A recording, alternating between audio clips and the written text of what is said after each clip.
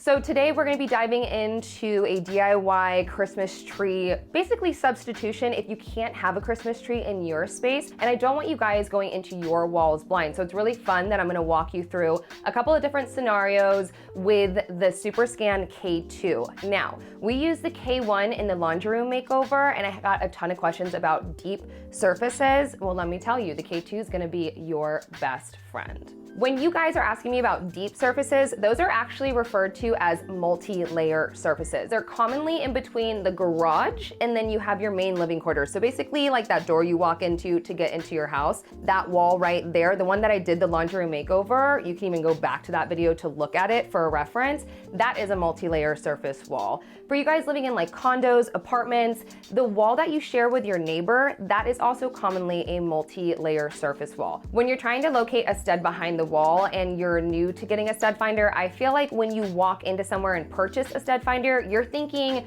deeper is better. Like, what can find everything behind my wall? But truth be told, that actually isn't the case. That is where Zircon SuperScan K2 is truly so incredible. It builds off the awesome tech that Zircon already has, but it also just gives you that confidence finding wood wall studs behind multi-layer surfaces. I actually got my lumber cut down at Home Depot to save me a couple of steps, and you are more than welcome to do that as well since they do rip down this type of plywood. I marked the middle of a 37-inch wide piece, and then I used my chalk line to drag from one corner to the middle of the other side to create a longer triangle, essentially, to make the tree. I really love this project because it's not so quote-unquote beginner that it looks beginner, but it's not an overwhelming or complicated build. It's like the perfect medium beefy project to get your feet wet in a bunch of tools that you might be a little bit intimidated with that will give you the confidence to be able to move forward with other projects, hopefully. I have linked everything down below. I have also gone into lengthy detail about measurements, materials, tips, and tricks over on babe.space as well. After I made those marks, I grabbed my circular saw and just followed both of those chalk lines to cut it down to make that tree. And something that you guys pointed out to me with last year's Christmas decor is the excess pieces you could just turn over and connect and create a second tree if you are looking to do so. But I am just looking to make one to hang on the wall inside.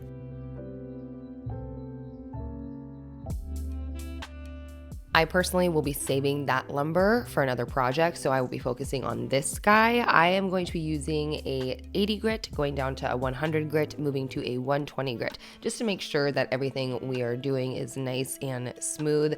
I don't know, I just think when I'm doing decor or furniture, I mean anybody, you really want to sand it down smooth to make it look real nice. I'm not going to be keeping this natural wood tone here. I'm going to be painting it a satin ultra pure white, just because I think it would be cool to blend into the background of Holly's house since she has an ultra pure white on her walls. So you'll have the texture of the wall, but then you'll have the texture of the wood, but it won't be anything crazy. You can definitely paint it with chalkboard paint, or you can do any other color that fits your liking though, obviously. While the backing was drying, I went in and I trimmed down some pine that I had on hand to be 4.5 inches wide. I'm gonna be trimming it down to be the edges of the Christmas tree, and then I'm also gonna be trimming down a piece to be able to be shelving within the Christmas tree. I am cutting one side at a 13-degree angle and then the other side at a 72-degree angle based off of some information I found on Pinterest. I would have never been able to figure that out on my own, fun fact. I then just trimmed the outer edge with wood glue, and I just pressed that pine against the painted plywood to create the quote-unquote frame, and I used my nail gun to secure. Again, all materials, tips, tricks that I'm not diving into in this video on specific things. I have gone into lengthy detail over on babe.space. Don't even come at me about the weight, quote-unquote, cinder blocks that I'm using. I headed to Lake Arrowhead to my family's cabin to get a little reset and recenter, and I didn't have my clamps, so I was making it work. I love this project because it is very well-rounded. We have already used the circular saw, we have used the table saw, and we have used a nail gun. So it's kind of incorporating basically everything that I think a beginner carpenter should have on hand tool-wise.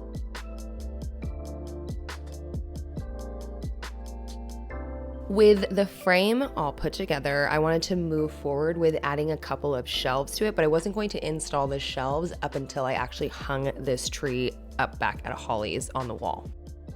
Something I do want to remind you guys is you don't have to do the scale of my project, just customize the measurements, like the height of the tree and the depth of the shelves according to your decor and your wall space that you have available. I am making pocket holes towards the back of these shelves to use that to attach it to the back of the Christmas tree, and that will be strong enough to hold the support of whatever I want to use decor-wise on top of it. You also want to make sure that your shelves are as thick as your frame. So I had to trim mine down just a little bit to ensure that they weren't popping out from the edges of the quote-unquote Christmas tree. I did use wood putty to go in and fill the nail holes or any kind of dings or doings that I didn't notice before. And then again, I went in with 100 grit and then 120 grit to sand completely smooth after that wood putty dried nice and thoroughly. You can see right about here where the wood putty kind of dries a different color, and you want to be able to sand that down where that like excess is completely gone, and you can see that it makes the wood look nice and flush. Something that I tell you guys all the time is when you are hanging something on the wall, hang it appropriately. That doesn't just mean anchoring it into a stud or into the appropriate drywall anchors, but also using the appropriate hanging hardware on the physical thing you are hanging. That was a mouthful. So I am making sure to look at the label of the box that I am buying, and it said 75 pounds that these things could hold. So that is why I opted to use these. But if you want to use any other type of hanging hardware, go for it. But just ensure that you're not about to hang it up on the wall and it's gonna rip right out of that wood. That is not gonna be fun for you. I do highly recommend going in and touching up any project prior to actually placing it into the house or hanging it up to ensure that you're kind of just hitting all those little marks that might look a little messy after you get up close and personal. I am going to be using these test walls that Zircon so graciously provided for me, but I'm going to just be going in target control mode, which is the toggle to the left with a singular triangle. I'll be holding down the button so the screen will light up just like a fair amount, which you'll see on camera. And then we'll be working our way to the left.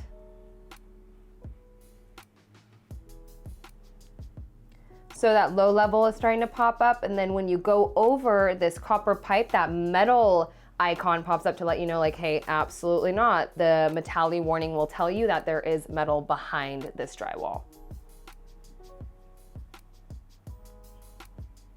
Keep going. Again, we get the metallic warning on the target control mode, and it's letting you know, once again, like, do not drill her, there is metal. But if you go down, still metal with the metallic warning, but then this is an actual stud. So sometimes in different circumstances, like for instance, if you're passing through the wall like this and you're like, how is there not a stud and how is there only metal? Just kind of recalibrate yourself. Go down a little bit more because you might be hitting that screw that's in the drywall. You might be hitting a metal plate that is on the stud, but there is a portion of the stud that you can go into. So go ahead and go back over it. And it'll let you know, boom, that's the safe place to drill into the stud. And if you need to travel up or down it to figure out where else you can go, that's where that metallic warning will pop up and let you know, like, no, there's a screw there or there's a little metal plate. Still, you cannot drill safely. And then bada bing, bada boom, there you go. There's your safe to drill zone on your stud. Right now, we're gonna be using deep scan mode, which you just flip it over to the right with the double triangles if you're confused. And this is a multi-layer surface wall example for you because it is the wall in between the garage and the living room that I did the whole laundry room makeover video on. So if you wanna see that wall more of a blank slate, you can go to that video. But right now, this is what we're working with. So let me show you what is behind my multi-layer surface wall. Okay, well, right now it's telling me there's electricity, which you can actually see too if you're ever confused. If there's a switch and that is happening, it's telling you, like, yeah, there's electrical wire, so you don't want to be going into there. I'm gonna move it over and restart it so it starts somewhere calm, and then we can start to see what pops up on a fresh screen. All right, so let's go ahead and just move to the left. What you see popping up like those 3 bars that are flashing, that is the signal strength indicator. The more bars, the stronger the signal. So right here you see that is only showing 1 bar, so that means that this is a weak signal. Right here I'm getting a stronger signal, so it flashes as you move on and off of the signal, but it would not flash if you stayed still on it. Although I'm getting the indication that there is a stud here, I am also getting that metallic warning, so I know that I need to exercise caution with this space.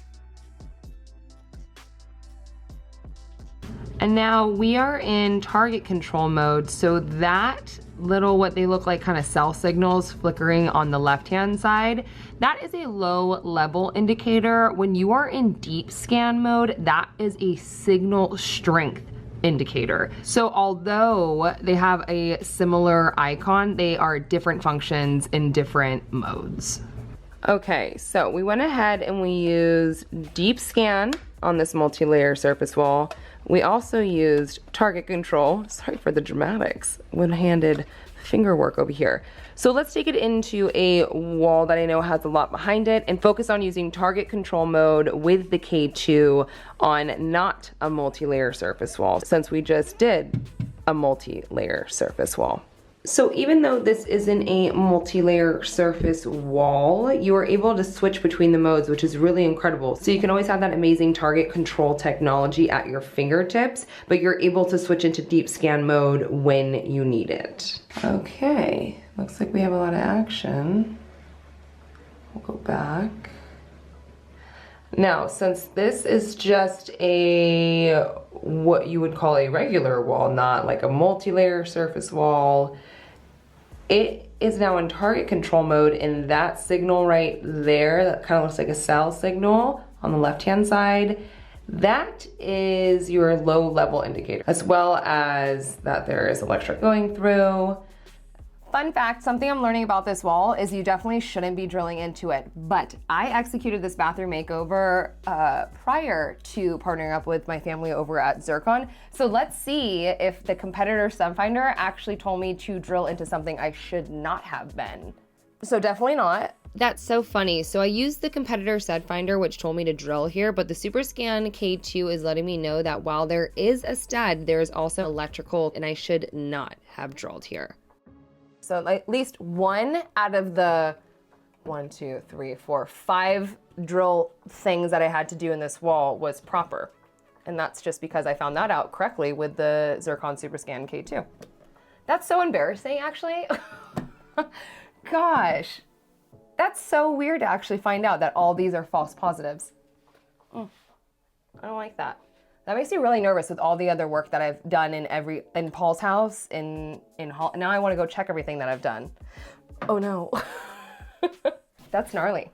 My favorite thing about the Zircon SuperScan K2 is not only are you getting the benefits of target control and the low level indicator, but you're getting that metallic warning, and then you're able to switch to deep scan mode when you are in a multi-layer surface wall area or renovation or room makeover. That way you have the ability to just do your regular walls and then switch it over to deep scan mode and ensure that you're not hitting anything behind those walls. So with the Zircon SuperScan K2, unlike competitor stud finders where you have to choose one or the other, you have a choice. The K2 has you covered either way by giving you both options in one stud finder.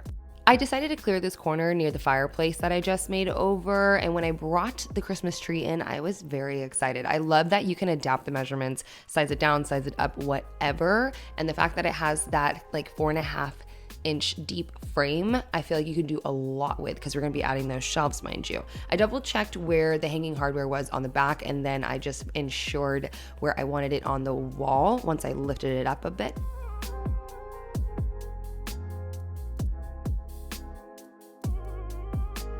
After I measured and marked, that's where I came in with the K2 to ensure where I want to hang it isn't going to be hitting anything behind the wall that it should not be. When it told me that I was in the clear, I just opted to use drywall anchors because it wasn't going to be going into a stud behind that wall. But keep in mind, even though I am using drywall anchors, I still needed to know what was going to be behind that drywall, because you still can hit a plethora of things if you are not quadruple checking.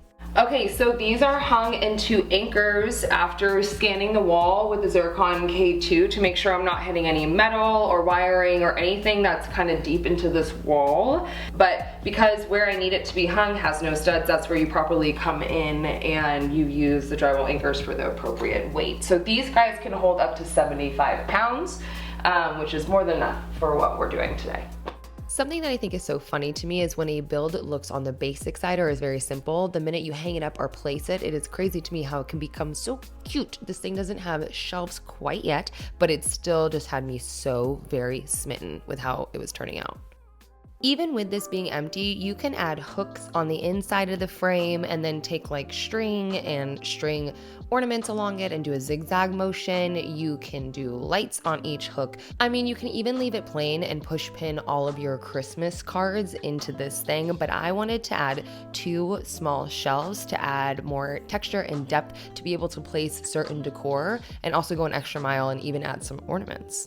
You could definitely install the shelves prior to hanging, but I really didn't know where I wanted them, and originally I cut down 3, so I'm really glad I didn't add 3 before hanging because I opted to only go with 2. Now maybe you don't have all these tools on hand, but we used a circular saw, a table saw, a nail gun, and now a power drill, so this really does get your feet wet in a bunch of areas that you might be a little bit iffy about, and they're all like beginner usage, which is really fun, and it comes in handy when you're looking for something a little bit more challenging but not overwhelming woodworking wise.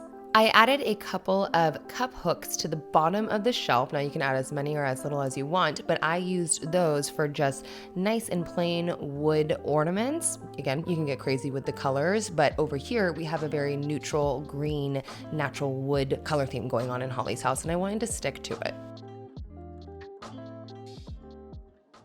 And there you guys have it. Look how stinking cute this thing is. I know not everybody can have a Christmas tree. I myself am going from a 15-foot Christmas tree that was the love of my life to not having holiday traditions anymore. So it was really nice to be able to DIY something, hang it up on the wall and get a little bit festive, even though I don't have the opportunity to go full out like I used to over at Paul's.